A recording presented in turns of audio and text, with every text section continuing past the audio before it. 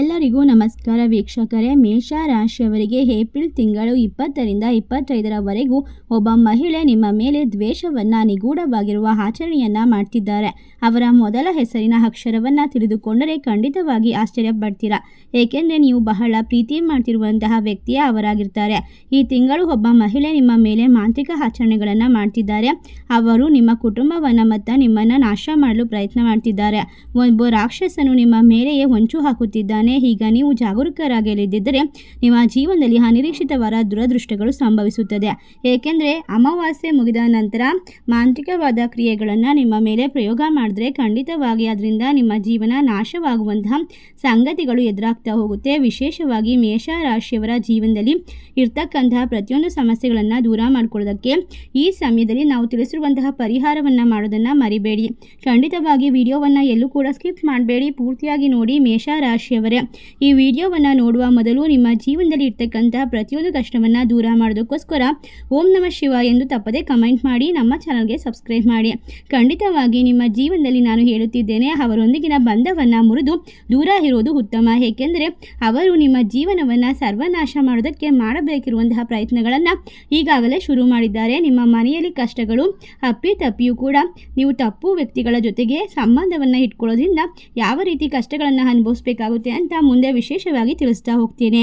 ಏಕೆಂದರೆ ನಿಮ್ಮ ವ್ಯವಹಾರದಲ್ಲಿ, ಕೆಲಸದಲ್ಲಿ ನಿಮ್ಮ ಮೇಲಿರುವ ಎಲ್ಲ ಮಾಂತ್ರಿಕ ಬಂಧಗಳು ಮುರಿದು ಹೋಗುತ್ತದೆ ಮತ್ತು ನಿಮ್ಮ ಅದೃಷ್ಟ ಮತ್ತೆ ಹೊಳೆಯೋದಕ್ಕೆ ಶುರು ಮಾಡಬೇಕು. ನಿಮ್ಮ ಬಡತನವು ದೂರವಾಗಬೇಕು, ನಿಮ್ಮ ಸಂತೋಷವು ಎಲ್ಲೆಡೆ ಹೆಚ್ಚಬೇಕು ಅಂದರೆ ನಾವು ಸಂಪೂರ್ಣವಾಗಿ ತಿಳಿಸುವಂತಹ ಮಾಹಿತಿಯನ್ನು ಅರ್ಥ ಮಾಡ್ಕೊಳ್ಬೇಕು.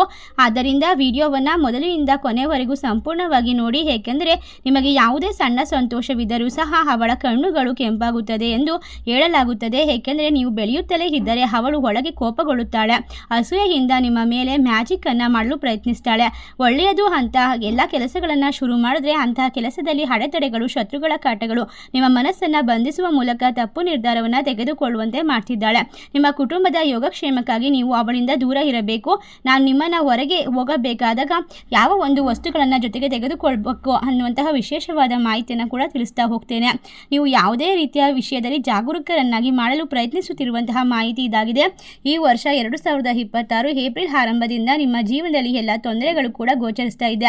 ನೀವು ಯೋಜಿಸಿದಂತಹ ಕಾರ್ಯಗಳು ಮಧ್ಯದಲ್ಲಿ ನಿಲ್ತಾ ಇದೆ. ಇದಕ್ಕೆಲ್ಲ ಕಾರಣ ನೀವು ಅದೃಷ್ಟವಂತರಲ್ಲ, ಆದರೆ ನಿಮ್ಮ ಯಾವುದೇ ರೀತಿಯ ಕೆಲಸದಲ್ಲೂ ಕೂಡ ಶತ್ರುಗಳು ಇದ್ದಾರೆ. ವ್ಯವಹಾರದಲ್ಲಿ ನಷ್ಟಗಳನ್ನು ಮಾಡ್ತಾ ಇದ್ದಾರೆ. ಖಂಡಿತವಾಗಿ ಈ ಸಮಯದಲ್ಲಿ ನೀವು ಎಲ್ಲ ರೀತಿಯ ಕಾರಣಗಳಿಗೆ ನಿಮ್ಮನ್ನು ತಿಳಿದುಕೊಳ್ಳುವಂತಹ ಮೂಲಕ ತಪ್ಪುಗಳನ್ನು ಸರಿಪಡಿಸಿಕೊಂಡು ನಿಮ್ಮ ಜೀವನದಲ್ಲಿ ಇರುವಂತಹ ಎಲ್ಲ ರೀತಿಯ ಅಸಂತೋಷ, ನೆಮ್ಮದಿಯ ವಾತಾವರಣ ಇಲ್ಲದನ್ನೆಲ್ಲ ದೂರ ಮಾಡ್ಕೊಳ್ಬೇಕು ಅಂದರೆ ನೀವು ಪ್ರಯತ್ನ ಮಾಡಲೇಬೇಕಾಗುತ್ತೆ. ಖಂಡಿತವಾಗಿ ನಿಂಬೆ ಹಣ್ಣುಗಳನ್ನು ಬಳಸಿ ನಿಮ್ಮ ಅದೃಷ್ಟವನ್ನು ಕಟ್ಟಿ ಹಾಕಲು ಪ್ರಯತ್ನಿಸ್ತಿದ್ದಾರೆ. ಆದರೆ ಇಂದು ನೀವು ಅವಳ ಹೆಸರನ್ನು ತಿಳಿದಿಲ್ಲ, ಅದು ದೊಡ್ಡ ತಪ್ಪು. ಈಗ ನಿಮಗೆ ತೋರಿಸಲಾಗುತ್ತಿರುವಂತಹ ಅವಕಾಶಗಳನ್ನು ಕಳೆದುಕೊಳ್ಬೇಡಿ. ಏಕೆಂದರೆ ಮೇಷ ರಾಶಿಯ ಸ್ಥಳೀಯರು ಆ ಶತ್ರುಗಳನ್ನ ನಿರಂತರವಾಗಿ ನಿಮ್ಮ ಮೇಲೆ ನಿಗೂಢವಾದ ಆಚರಣೆಗಳು, ತಂತ್ರ ಮಂತ್ರ ಮತ್ತು ಪ್ರಯೋಗವನ್ನು ಮಾಡ್ತಿದ್ದಾರೆ. ನಿಂಬೆ ಹಣ್ಣುಗಳಿಂದ ಸಣ್ಣ ತಂತ್ರಗಳನ್ನು ಕೂಡ ಮಾಡ್ತಿದ್ದಾರೆ. ಅಂದರೆ ಅವರು ನಿಮ್ಮ ಅದೃಷ್ಟವನ್ನು ಕಟ್ಟಿ ಹಾಕುತ್ತಿದ್ದಾರೆ, ಹೇಗೋ ಸಮಯವನ್ನು ನಾಶ ಮಾಡುತ್ತಿದ್ದಾರೆ. ಆದರೆ ಈ ವರ್ಷವು ಇದ್ದಕ್ಕಿದ್ದಂತೆ ಹೊರತಾಗಿಲ್ಲ.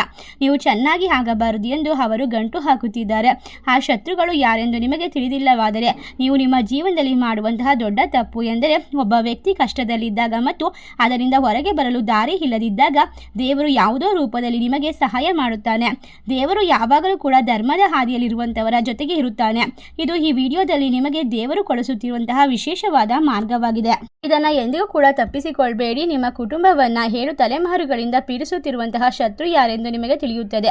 ಅವಳು ತನ್ನ ತಂತ್ರಜ್ಞಾನದಿಂದ ನಿಮ್ಮ ಮನೆ ದೇವತೆಯನ್ನು ಸಹ ಬಂಧಿಸಿದ್ದಾಳೆ. ಆದ್ದರಿಂದಾಗಿ ನೀವು ಎಷ್ಟೇ ಪೂಜಿಸಿದರೂ ಕೂಡ, ಎಷ್ಟೇ ಪ್ರಯತ್ನಿಸಿದರೂ ಕೂಡ ನೀವು ಯಾವುದೇ ಫಲಿತಾಂಶಗಳು ಉತ್ತಮವಾಗಿರುತ್ತಿಲ್ಲ. ನಾನು ಇಂದು ಈ ವಿಡಿಯೋದಲ್ಲಿ ನಿಮಗೆ ಹೇಳಲು ಹೊರಟಿರುವಂತಹ ಪರಿಹಾರವನ್ನು ನೀವು ಮಾಡಿದ್ದೇ ಆದಲ್ಲಿ ನೀವು ಯಾರಿಗೂ ಭಯಪಡಬೇಕಾದ ಅವಶ್ಯಕತೆ ಇರೋದಿಲ್ಲ. ಇದರ ಅರ್ಥ ಈ ಸಮಯ 2026 ಏಪ್ರಿಲ್ ತಿಂಗಳು ತುಂಬ ಅದ್ಭುತವಾಗಿರುವಂತಹ ವಿಶೇಷವಾದ ರಾಹು, ಕೇತು ಮತ್ತು ಶನಿ ಎಲ್ಲರೂ ನಿಮಗೆ ಒಳ್ಳೆಯದನ್ನು ಮಾಡಲು ಪ್ರಯತ್ನ ಮಾಡ್ತಿದ್ದಾರೆ.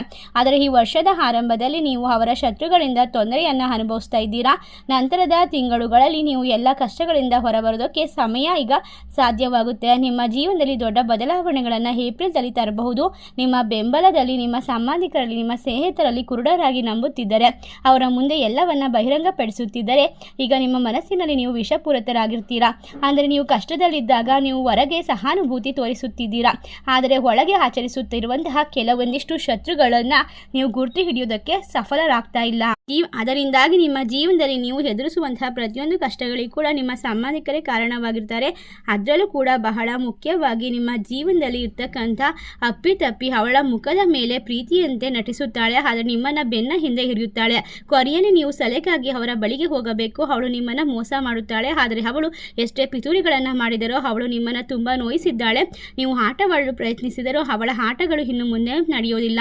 ಏಕೆಂದರೆ ಮುಂಬರುವಂತಹ 3 ತಿಂಗಳು ನಿಮ್ಮ ಜಾತಕ ಸಿದ್ಧವಾಗಿದೆ. ಅದನ್ನು ವಿಶೇಷವಾಗಿ ದೇವರ ಆಶೀರ್ವಾದದ ಮೂಲಕ ಬಹಿರಂಗಪಡಿಸಲಾಗುತ್ತಿದೆ. ನೀವು ಹಗಲಿರುಳು ಶ್ರಮಿಸಿದ್ದೀರಾ. ನಿಮ್ಮ ಮಕ್ಕಳು ತಮ್ಮ ಭವಿಷ್ಯಕ್ಕಾಗಿ ಎಲ್ಲ ತ್ಯಾಗಗಳನ್ನು ಮಾಡುತ್ತಿದ್ದಾರೆ, ಆದರೆ ನಿಮ್ಮ ಅರ್ಹವಾದ ಫಲಿತಾಂಶಗಳು ಏಕೆ ಸಿಗುತ್ತಿಲ್ಲ? ಪ್ರತಿಯೊಂದು ಪ್ರಯತ್ನವೂ ವಿಫಲವಾಗುವುದು ಮತ್ತು ನೀವು ಸೋಲನ್ನು ಎದುರಿಸೋಕೆ ಕಾರಣ ಏನು? ಏಕೆಂದರೆ ಜಗತ್ತಿನಲ್ಲಿ ಎಲ್ಲರಿಗೂ ಕೂಡ ವಿಷಯಗಳು ಸುಲಭವಾಗಿ ನಡೆಯುತ್ತಿದ್ದರೆ ನಿಮಗೆ ಮಾತ್ರ ಏಕೆ ಅಷ್ಟೊಂದು ಕಷ್ಟಗಳು, ಅಡೆತಡೆಗಳು ಮತ್ತು ಸಮಸ್ಯೆಗಳು ಎದುರಾಗುತ್ತದೆ? ಲಕ್ಷ್ಮೀ ದೇವಿಯ ಅನುಗ್ರಹ ನಿಮ್ಮ ಮೇಲೆ ಏಕೆ ಇಲ್ಲ?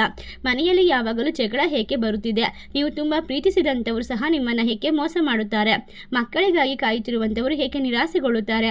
ಇದಕ್ಕೆಲ್ಲ ಕಾರಣ ಏನೆಂದರೆ ಯಾವಾಗಲೂ ಕೂಡ ನಿಮ್ಮ ಪಕ್ಕದಲ್ಲೇ ಇದ್ದು ನಿಮ್ಮನ್ನು ಗಮನಿಸುವಂತಹ ಒಂದು ವಿಚಿತ್ರವಾದ ಮನಸ್ಸು. ನಿಮ್ಮ ಜೀವನದಲ್ಲಿ ಸ್ವಲ್ಪ ಸಂತೋಷವಿದ್ದರೂ ಕೂಡ ಆಕೆಯ ಕಣ್ಣುಗಳು ನಿಮ್ಮ ಮೇಲೆ ಬೀಳುತ್ತಿದೆ.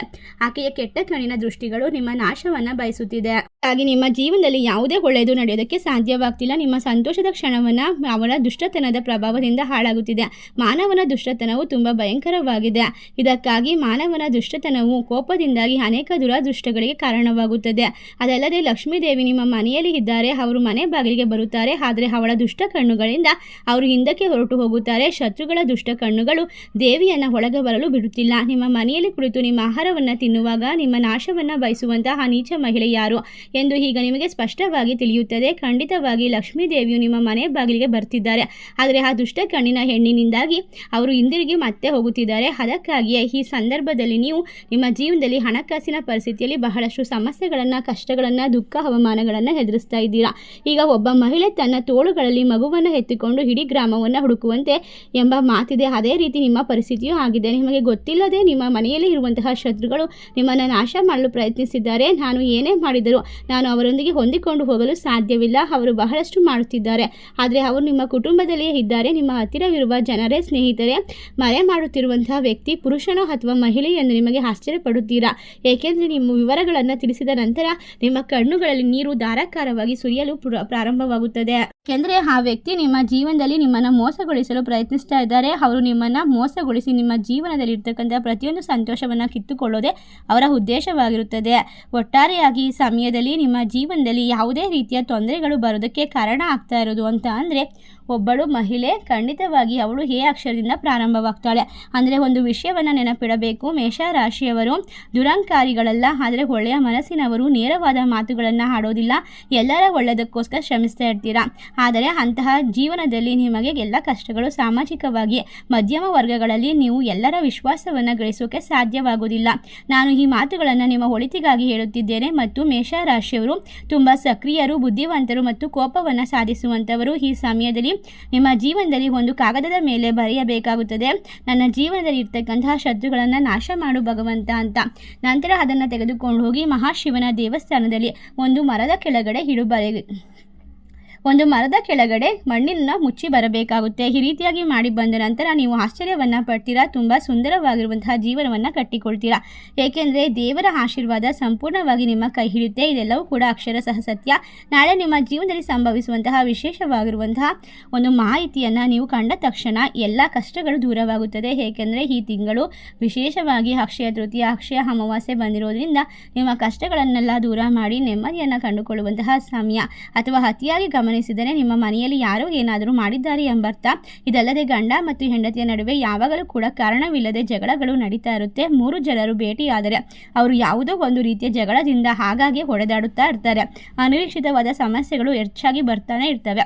ನಿಮ್ಮ ಮನೆಯಲ್ಲಿ ಶತ್ರುಗಳ ಕಾಟ, ಕಣ್ಣುಗಳು ಕೆಂಪಾಗುವಂಥದ್ದು, ಮಕ್ಕಳು ಪದೇ ಪದೇ ಹುಷಾರು ತಪ್ಪುವಂಥದ್ದು, ಮನೆಯಲ್ಲಿ ಯಾವಾಗಲೂ ಕೂಡ ಅಶಾಂತಿ. ಇದಕ್ಕೆಲ್ಲ ಕಾರಣ ಅಂದರೆ ನಿಮ್ಮ ಶತ್ರುಗಳ ಮಾಟ ಮಂತ್ರ ಖಂಡಿತವಾಗಿ ನಿಮ್ಮನ್ನು ನಾಶ ಮಾಡೋಕ್ಕೆ ಬಯಸ್ತಾ ಇದೆ ಅನ್ನುವಂತಹ ಅರ್ಥವಾಗಿರುತ್ತೆ. ಒಂದು ಪ್ರಬಲವಾದ ಪರಿಹಾರವಿದೆ. ಅದೇನೆಂದರೆ ಹನುಮಂತನ ದೇವಸ್ಥಾನಕ್ಕೆ ಹೋಗಿ ತೆಂಗಿನಕಾಯಿಯನ್ನು ತೆಗೆದುಕೊಂಡು ಒಂದು ವಿಷಯವನ್ನು ನೆನಪಿಡಬೇಕು. ಇದನ್ನು ಯಾರಿಗೂ ಕೂಡ ಹೇಳಬಾರ್ದು, ನಂಬಿಕೆಯಿಂದ ಮಾತ್ರ ಮಾಡಬೇಕು. ಆದ್ದರಿಂದ ತೆಂಗಿನಕಾಯಿಯನ್ನು ತೆಗೆದುಕೊಳ್ಬೇಕು, ಸ್ವಾಮಿಯ ಪಾದದ ಬಳಿ ಇಟ್ಟು ಸಿಂಧೂರವನ್ನು ಸುರಿಸಿ ನಂತರ ಪೂಜೆ ಮಾಡಿಸಿ ಅದನ್ನು ತೆಗೆದುಕೊಂಡು ಬಂದು ನಿಮ್ಮ ಮನೆಯ ಬಾಗಿಲಿಗೆ ಕಟ್ಟಬೇಕು. ಇದರಿಂದಾಗಿ ಎಲ್ಲರ ದುಷ್ಟ ಕಣ್ಣುಗಳು ದೂರವಾಗುತ್ತೆ, ಶತ್ರುಗಳ ಮಾಟ ಮಂತ್ರ ಅಡೆತಡೆಗಳು ದೂರವಾಗುತ್ತೆ. ನಿಮಗೆ ಇರ್ತಕ್ಕಂಥ ಪ್ರತಿಯೊಂದು ತೊಂದರೆಯನ್ನು ನಿವಾರಣೆ ಮಾಡ್ಕೊಳ್ತೀರಾ, ಮನೆಯಲ್ಲಿ ನೆಮ್ಮದಿಯನ್ನು ಕಂಡುಕೊಳ್ತೀರಾ, ಲಕ್ಷ್ಮೀ ದೇವಿಯ ಆಶೀರ್ವಾದಕ್ಕೆ ಪಾತ್ರರಾಗ್ತೀರಾ. ನಿಮ್ಮ ಜೀವನದ ಪ್ರತಿಯೊಂದು ಕ್ಷೇತ್ರದ ಮೇಲೂ ಕೂಡ ಯಶಸ್ಸು ಏಳಿಗೆಯನ್ನು ಬರಮಾಡ್ಕೊಳ್ಳೋಕ್ಕೆ ಈ ಸಣ್ಣ ಪರಿಹಾರ ತಂತ್ರವನ್ನು ಮಾಡೋದಕ್ಕೆ ಮರಿಬೇಡಿ. ನಿಮ್ಮ ಜೀವನ ಇನ್ನು ಮುಂದೆ ಸುಖ, ಶಾಂತಿ, ನೆಮ್ಮದಿಯಿಂದ ಸಾಗಲಿ ಅಂತ ಹಾರೈಸ್ತಾ ಈ ವಿಶೇಷವಾದ ಮಾಹಿತಿ ನಿಮಗೆಲ್ಲ ಇಷ್ಟವಾಗಿದ್ದರೆ ನಿಮ್ಮ ಫ್ರೆಂಡ್ಸ್ ಆ್ಯಂಡ್ ಫ್ಯಾಮಿಲಿಗೆ ಶೇರ್ ಮಾಡಿ, ನಮ್ಮ ಚಾನಲ್ಗೆ ಸಬ್ಸ್ಕ್ರೈಬ್ ಮಾಡಿ. ಸರ್ವೇ ಜನ ಸುಖಿನೋ ಭವಂತು. ಧನ್ಯವಾದಗಳು.